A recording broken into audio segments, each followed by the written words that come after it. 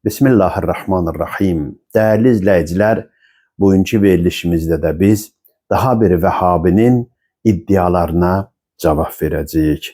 Buyurun, dinləyək. Məşhəd ziyarəti, yəni iddia olunur ki, orada İmam Rıza rahimehullah onun qəbridir. Yəni Məşhəd ziyarəti deyilən dinimizdə məfhum yoxdur, bir ibadət, bir ziyarət yoxdur. Ziyarət yalnız 3 məscidə var. Məscidül Haram, yəni Məkkədəki olan Kəbə, Peyğəmbərimiz sallallahu əleyhi və səlləmin məscidi Mədinədə, bir də Məscidül Aqsa. Bu 3 məsciddən başqa yerə, yəni ziyarət məqsədi ilə evdən getmək düzgündür.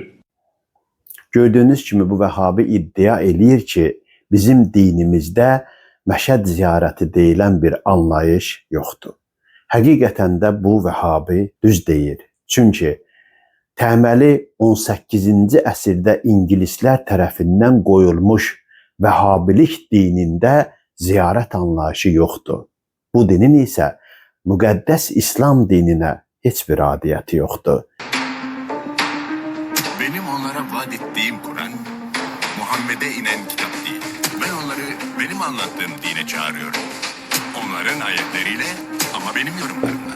Çünki İslam dininin təməlini ingilislər deyil, Allahın Rəsulü Allah tərəfindən qoymuşdur. Allah Rəsulunun gətirdiyi dində isə ziyarətin heç bir problemi yoxdur. Çünki Allahın Rəsulu özü buyurur ki, Allahım mənə anamın qəbrini ziyarət etməyə icazə verdi.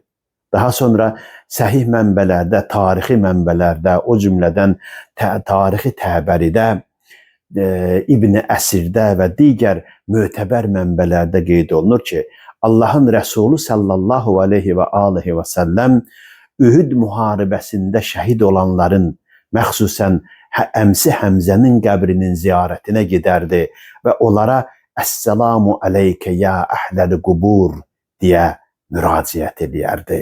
Yəni buradan görünür ki, Allahın göndərdiyi İslam dinində ziyarət önəmli hadisələrdən, önəmli əməllərdən biridir.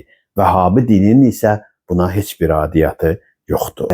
Bu Vəhabi aliminin iddiası ilə iki şey ortaya çıxır. Bir, bunların dininin İslam dininə adiyyatı olmaması.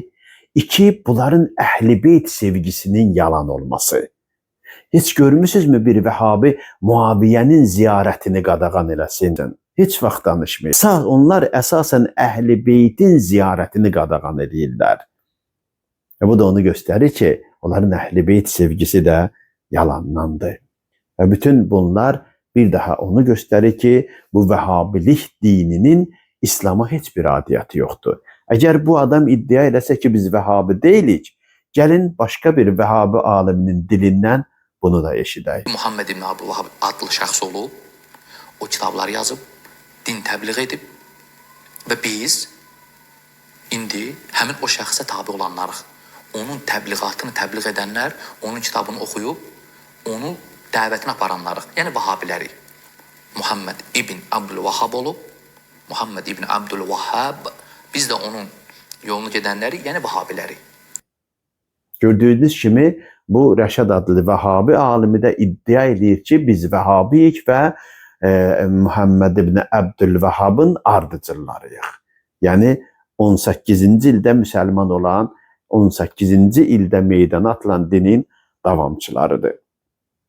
Vəssalamu aleykum və rəhmətullah.